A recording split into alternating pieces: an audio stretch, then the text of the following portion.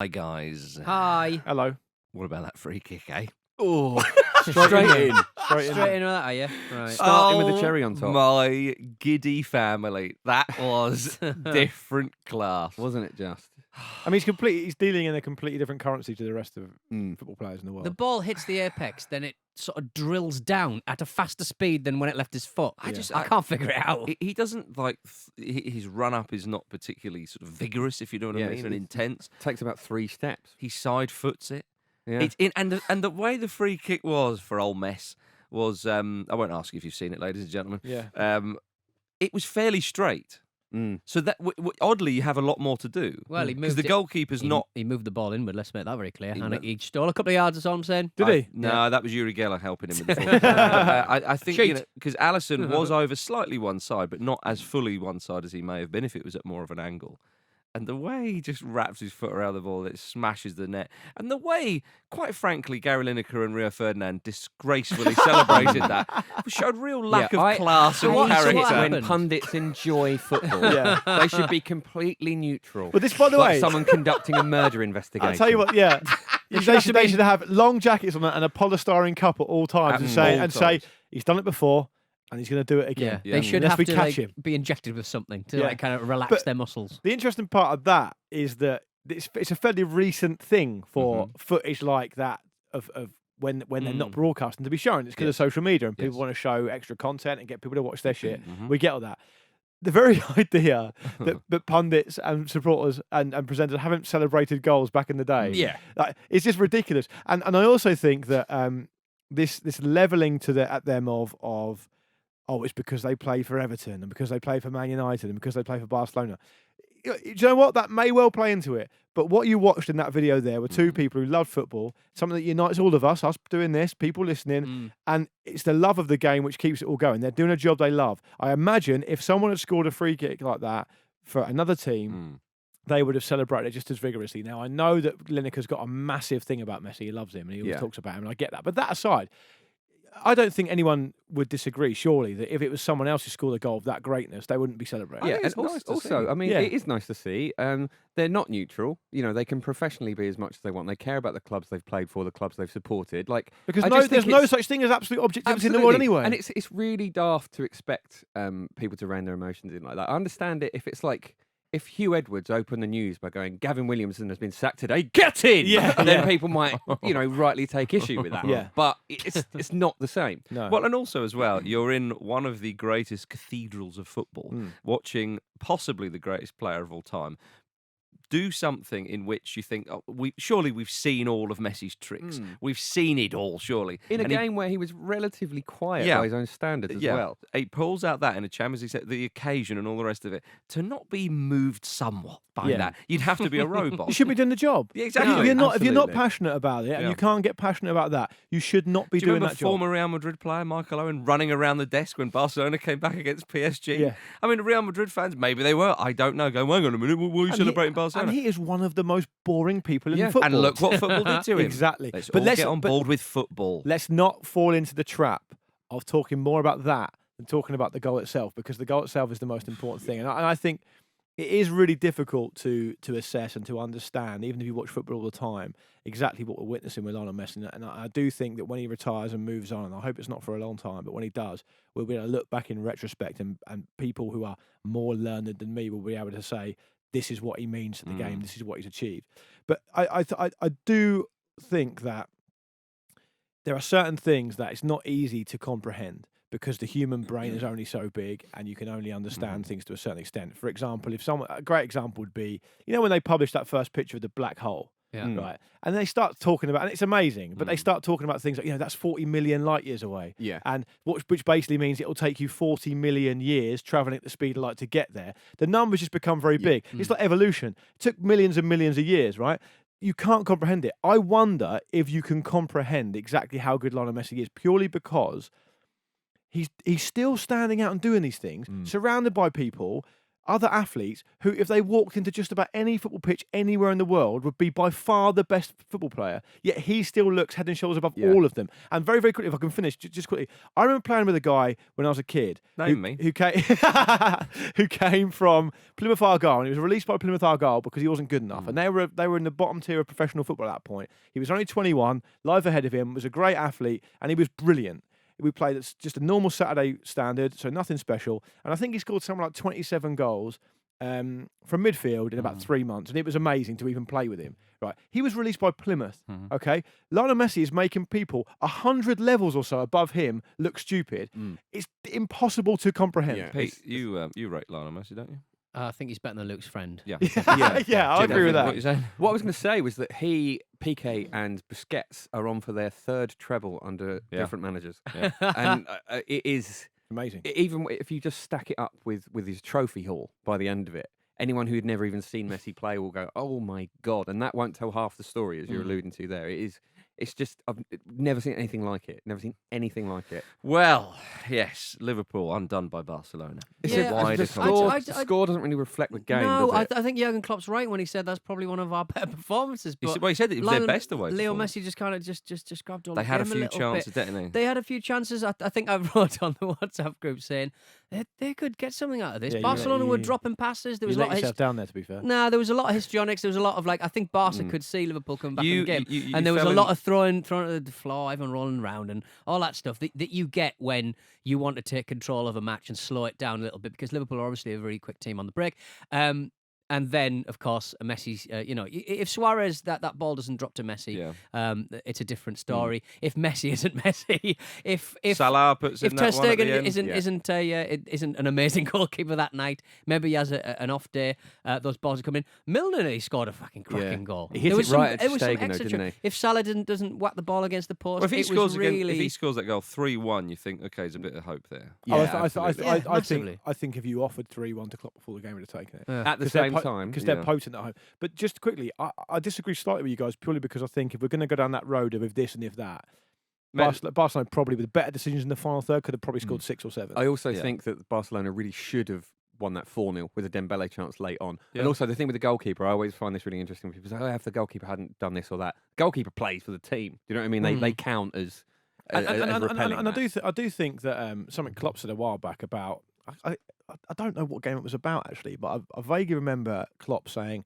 if you go to these kind of places like a hedgehog and just roll up and hope it goes away, you're going to get done in anyway. Yeah. So I do really respect the idea that he thinks the best way of taking on these kind of teams isn't the Chelsea way back in 2012, whenever it was, where they just try and nick it.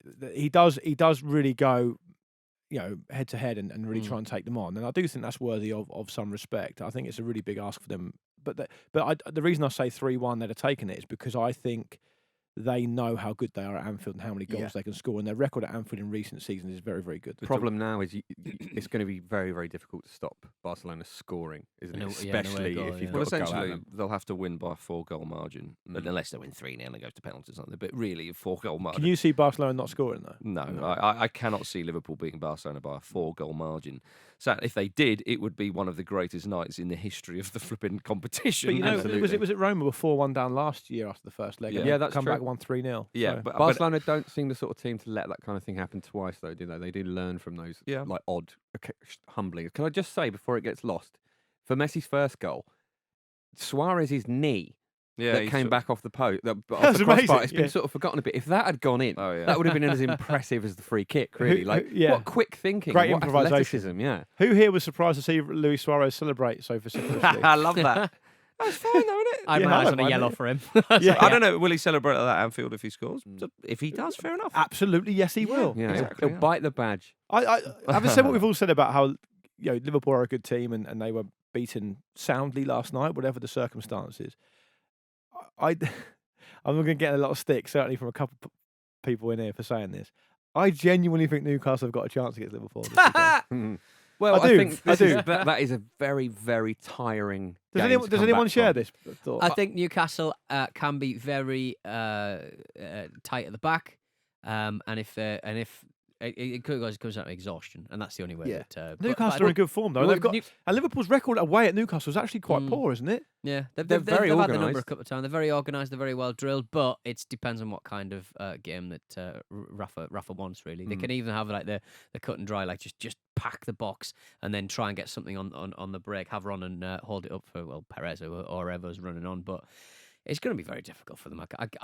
In my heart, I do think Liverpool will probably have this one because they need this one.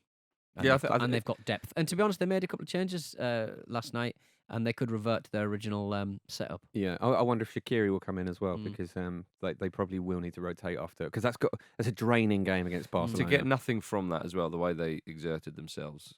You know, And they had 52% possession against Barcelona. And they had to make a change quite early on, I guess, yeah. The Newcastle are 8-1 to beat Liverpool on Saturday night. £10 with Bet365 returns, £90 including stakes. Do you give Newcastle any sort of chance?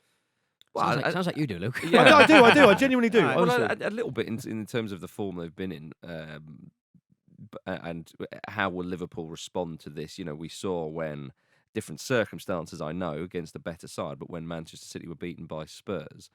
And then they played Spurs again. It was kind of to pick themselves up from that Champions League, a bit nervy and blah, blah, blah. I wonder, but a bit different circumstances there. No, I think Liverpool will win the match, quite frankly. Okay. And actually, from what you were saying against Barcelona, without going over that too much, I thought at 1-0, they dominated the game for about 20-25 minute period, and I thought they were brilliant. You've got to score when you're on top, and had they have done, it would have been a different story. But they didn't. If Man City were playing like Saturday at 3 p.m. or something, and they dropped a couple of points, maybe I would sort of see Liverpool absolutely putting Newcastle at the sword. Yeah. So. I did have a very brief look at the head-to-head record between Newcastle and Liverpool over recent seasons, and barring a couple of really big wins Liverpool have had, I haven't got it in front of me, so it's quite frustrating because it's poor by me. But I think their record against Newcastle away is quite patchy. But when you say barring a couple of big wins, they beat them like 6-0 once. Yeah, so we can't remove that though from the record. Not even to illustrate a point I'd like to make. Is it a point or a hope? Yeah. Either way, I win. I don't particularly hope one way or the other, to be honest. I just sometimes look for reasons why. Something might not go and look, unexpected. On Boxing Day, Liverpool beat Newcastle 4-0 at Anfield. But if you look over the last few seasons, does it matter? The record at St James's Park has been Newcastle 2, Liverpool 0, Newcastle 1, Liverpool 1, Newcastle 1, Liverpool 0, Newcastle 2, Liverpool 2, Newcastle 0, Liverpool 6. So Newcastle haven't beaten them. Liverpool haven't won at St James's Park for 6 years. Wow, and also Newcastle don't need to beat them for it to to make a difference. Absolutely, good point. And they've won 6 of their last 7 Premier League home matches. So Rafa's boys. Yeah, it in there. Would Benitez love it or would he hate it? He'd probably prefer Liverpool to win the league, wouldn't he? Probably. He probably if would. Liverpool score a goal, Newcastle are going to lose the match. All right. Okay. Yeah, that's what I'm. There we are. We're ready to move on, gentlemen. Bournemouth hosts Spurs. Spurs was lost 1-0 at home to Ajax. They lost for Tongan through a very nasty injury as well. I think, though, that, again, it's all about which phase of the game you want to kind of hone in on. Spurs will be disappointed to have lost the game, absolutely. But I think when Ajax went 1-0 up, I think if you'd have said to a Spurs fan, this will stay at 1-0, in that moment, they might well have taken it. Of course, into the second half, when they were putting a bit of pressure without creating many meaningful chances, really, they might have wanted a 1-1 draw. But my goodness, Ajax, when they turned it on for that little period in the first, or big period in the first half, they looked brilliant. And I think that really, it would be a fascinating encounter in the final if Ajax were to play Barcelona. Yeah, and I think aside from the supporters of the respective clubs left in the competition that aren't Ajax, surely every neutral wants to see Ajax win this. Wouldn't that be a beautiful thing? It would be absolutely remarkable. Yeah. I mean, they won't, surely. Well, hang on, what are you laughing at? I'm not hang on, you just laughed and went, well, they won't, surely. They're 1-0 up against Spurs. Jesus. Oh, no, sorry. No, I mean, like, against Barcelona in the final. Why would they surely you're not win to punch him? Like, never But seen you so I'm animated. just surprised that you dismissed them straight away. This is a side who've won at Real Madrid, Juventus, Spurs. I understand Barcelona. And they're only better. just clinching the Dutch title. It's not... Against a very good PSV side. They are a different class, Barcelona. Look at the state of them.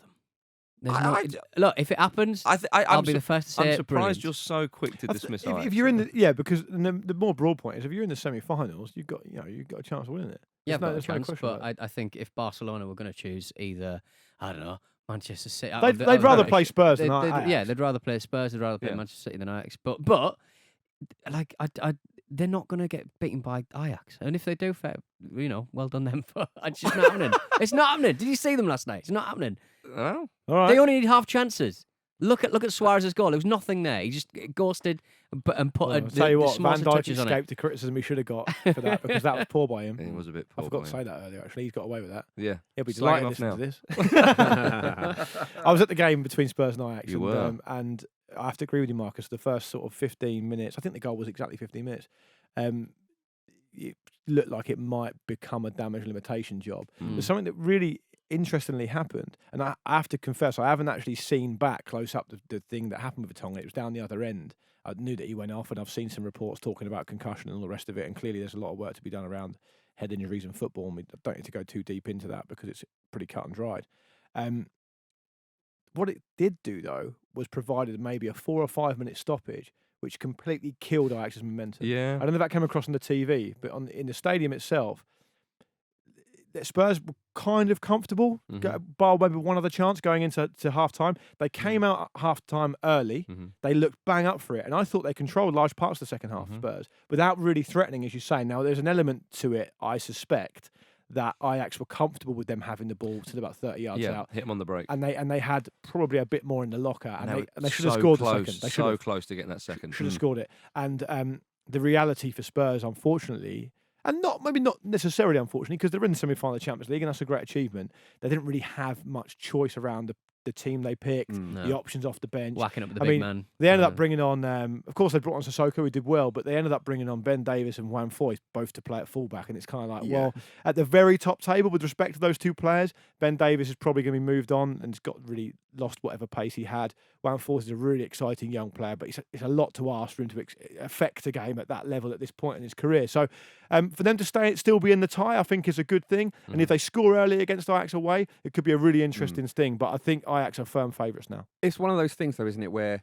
their mission is the same. They were always going to have to go and score a goal, at least, you would think. So, I mean, the bare minimum requirement is exactly the same. It feels like it's, 1-0 down at half-time is not impossible to overturn. They're going to have to go and get an away goal anyway. So it's... By the way, Jim, little Dicky Bird tells me Harry Kane might actually be fit for the second leg. Because Son will be back. Take off his big He's definitely coat. back. Son being he'd be back back. will be absolutely huge. Yeah. Did you see at half time in that game, Paul Scholes' son, Aaron, tweeted. So This is good. amazing. He tweeted a message directed at Matthijs de Ligt, saying that despite his desire to see the Dutch defender signed for Manchester United, he should go and enjoy his career at Barcelona because Man United are wank and have a team full of bellends. It's funny, I'm Paul isn't it? Scholes, and I approve this message. Yeah, like it's nothing that any other 19-year-old Man United supporting lad isn't posting on Twitter every weekend. No. but I love it's how he just takes funny after his 'cause it's father. Paul Scholes. Yeah. Well, I can't sort of think about Paul Scholes as a kid because I know the joyless little copper slug he's come from. Like, 'cause we saw, What did you call him? A joyless copper slug. Move on to Manchester City versus Leicester. Brendan Rodgers' teeth. Brendan Rodgers' teeth. Brendan Rodgers. Brendan Rodgers' teeth. Teeth. Rogers' Revenge, I was, Manchester City fans. It's coming to a home near you. I was watching, speaking of teeth, I was watching a YouTube video of a Liverpool dentist basically talking about all of the Liverpool footballers he's worked on over the years, from Klopp to everyone else who's got lovely white teeth. He didn't do Firmino's. oh, he did. No, Firmino's were forged in the nearest star. They're very bright. What was But that with I think Firmino had a list of colours he could go for, and he went, and it was like 5 to 1 how white he wanted them, and he went, I want minus whatever. I want like it more Did he? whiter than anyone else. Whiter than snow. And you can bloody tell, can't you? You can. They look almost Was blue. this the interview Klopp was talking about this? No, well, I don't know. It was a dentist was basically talking about how he's worked on like everyone's teeth. in Oh, because Liverpool. Klopp was talking about his teeth, and he was like, "Oh, they're not as like bright as Firmino's." Yeah, so something like so that. Klopp saw Firmino's. Firmino rocked up at the training ground. He was like, I'm having "Oh, a they're bit of nice gnashers. Let's have a Yeah. bit of that." Well, Klopp said, didn't he, that he sometimes he walks past Firmino and he sees his smile and he thinks to himself, and there's a man with a good dentist. Let's preview this game by only talking about teeth. Okay. I also wanted to say that in the interview Klopp said that Maurizio Sarri says, I love Maurizio Sarri. He's doing his press conferences and his glasses are on his head. He doesn't care whatsoever. He is a cool guy, 100%. Right. What's this got to do with Man City v Leicester? Nothing. All right. I just wondered. Yeah, we're talking about Klopp in a little interview. The reason why I'm saying this is because I'm going to link it back to Klopp purely via you. Right. Because you've included kind of a lot of information here about Man City v Leicester, and I appreciate I was it. about to do a brilliant link. But you've ended it by saying Brendan Rodgers is Jurgen Klopp's landlord? He is. And that's all I want to talk about now. Well, they were. I can't think of anything else. Well, Sorry, what's this got to do with Man City? when Liverpool played Celtic at the start of the season in a charity match, I think Jurgen Klopp was saying that he was really looking forward to meeting his landlord. And That's right. talking about the pool and the electrics and stuff like that. So I hope you can sort a few things out there. Also, on Boxing Day, by the way, Yeah. Leicester beat... On Boxing Day again. Leicester beat Man City 2-1, didn't they? Yeah. See, I feel like if there's Come going to on, be it's happening, if there's going to be a twist, surely it's going to be Leicester who are going to deliver it. The most interesting team in possibly all of football. I think the idea that Claude Puel made them a bit boring and predictable is sort of like against nature. Yeah. And I feel like He's paid the maybe price. this will. Brendy wants. It will Brendy will stop want this. here. You're on board with Rodgers' revenge, aren't you? I sort of am. I'm on board with what's happening in his head. He wants to be a part of the narrative. He wants to be part of this, but it's whether his players can do it. Weekend at Brendy's. We can at Brendan. What would Weekend at Burnley's, but with Brendan Rodgers? What happens? He Would just be alive or would he refuses be to dead? die. You just brush your teeth all the time. How are the pipes? They're all key. How you getting on there, Klopp? All key. But yeah, I think that Leicester, they're in reasonably decent form, having won 5 out of their last 7. Christian Fuchs said that they want to win the match to boost He's their... played no games. He's played... Well, he can 3, I still think. say that he Friend wants of the Ramble, of course. Big friend of the Ramble. No Fuchs given. He says that they want to win the match to boost their slight chances of Europa League. I think they need certain things to go their way and whatnot. But there's still a slight possibility. Leicester will be up for this. And I'm going to map out to you what I think is going to happen. In the game. Mourinho style. Oh, yes, I am. So I think that Leicester will go 1-0 up through a James Maddison free kick. He's There very we go. predicty This today, is isn't he? He's mad, very in the first predicty. half. Mad. This is what I'm saying. This In the week. first half, then I think Man City are going to start worrying. They're going to start putting on the pressure. Into the second half, they find an equaliser through Raheem Sterling. Nice curler into the corner. Then they push on, but Leicester are withstanding it. But they push on, They leave the back door open, and Jamie Vardy walks straight through that back door, makes it 2-1 at the end of the game, and Liverpool are in pole position to lose against Wolves on the final day of the season.